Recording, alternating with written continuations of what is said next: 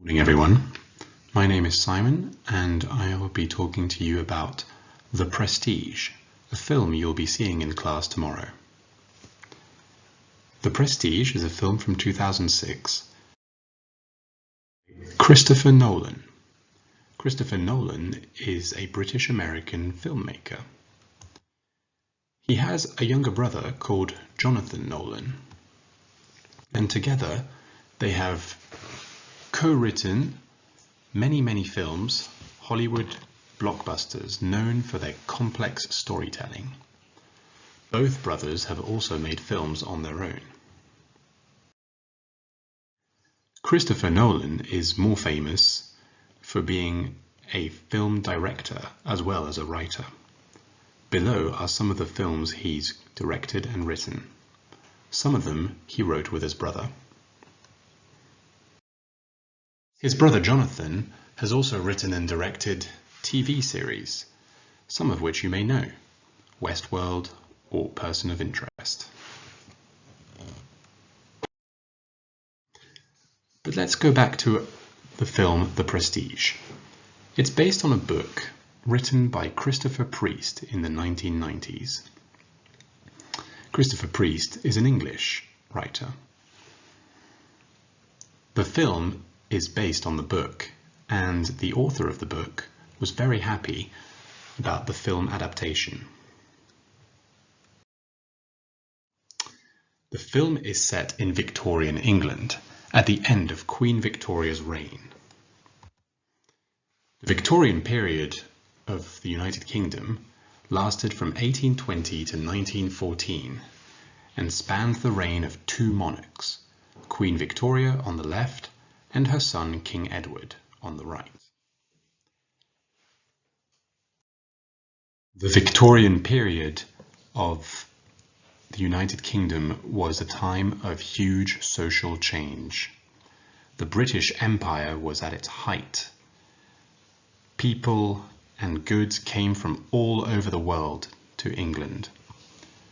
Social classes changed and new ones appeared. And all this was in the time of the Industrial Revolution, which was a period of scientific and engineering progress that the world had never seen before.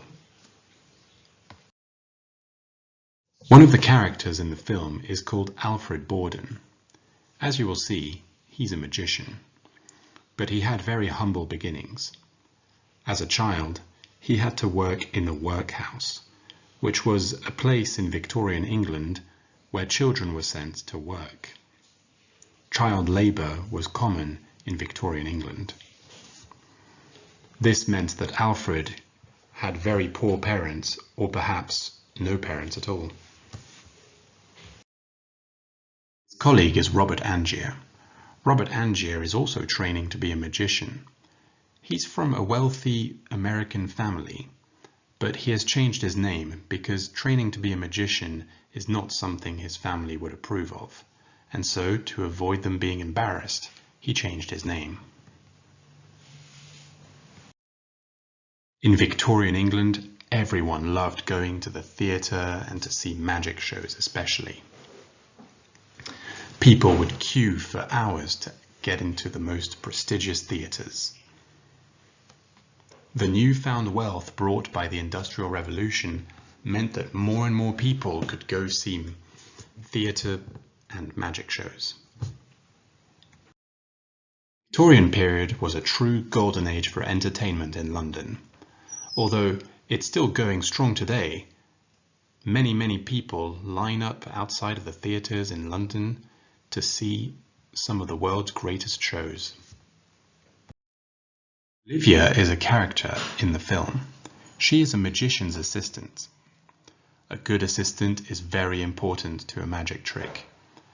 They will attract the attention of the audience away from what the magician is doing with his hands or anything else. Misdirection is a big part of magic. Are you watching closely? A magician would also maybe have people working for him or her in the audience, and they would call them up to the stage to do a magic trick. But of course, those people would be in on the trick and help the magician do it.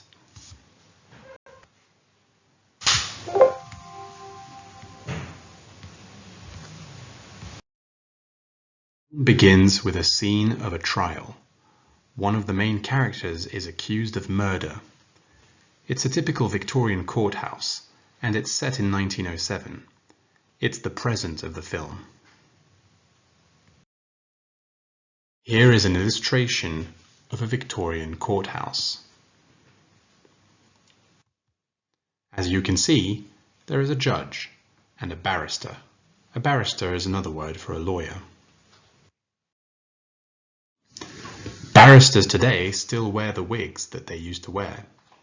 These wigs originated from the court of Louis XIV in France. Most lawyers in the world don't wear them anymore, but in the UK they do. The main character is in dire straits. In Victorian England, capital punishment still existed, and for murder, the sentence was usually death by hanging in a prison.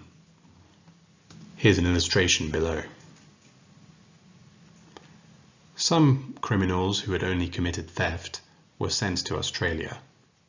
Australia was a penal colony. At the end of the 19th century, science captured the imagination of millions. One of the minor characters in the film is Nikola Tesla. Nikola Tesla is a real person. He existed. He was Serbian, and his work pioneered the use of electricity in our societies. At the end of the 19th century, many people were working on electricity and its development. On the left is Thomas Edison. Thomas Edison was an American inventor and businessman.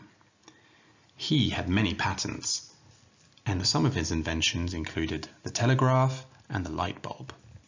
He pioneered direct current, which was a type of current. Nikola Tesla came from Europe to America and started working for Edison, only temporarily though. After 2 years, he left and founded his own company. He pioneered the use of alternating current, which was a better type of current at the time. Soon, within 10 years, alternating current had replaced direct current, and Edison was not happy about that. Edison tried to make out that alternating current was dangerous and impractical, and he attacked Nikola Tesla's character and inventions. In the end, though, alternating current was just too good. Both men had an intense rivalry, but in the end, both were great inventors. Unfortunately, Nikola Tesla ended his life very poor and destitute. Among other things he invented were the radio and the neon lamp. Science and engineering captured the imaginations of millions of people, and magicians were very quick to incorporate it in their shows. Every good magician would have an engineer, someone who would design and build their tricks for them, the machines, but also the trick itself. One of the characters in the film is John Cutter, and he designs the tricks and builds the machines for Robert Angier. The machinery in the Victorian era was very clunky and full of whirring gizmos. This led to an aesthetic called steampunk. As you will see, some tricks had a darker side. Sometimes it's better not to know how a trick is done. Sometimes you just want to be fooled. I hope you enjoy the film tomorrow. Pay close attention and don't blink.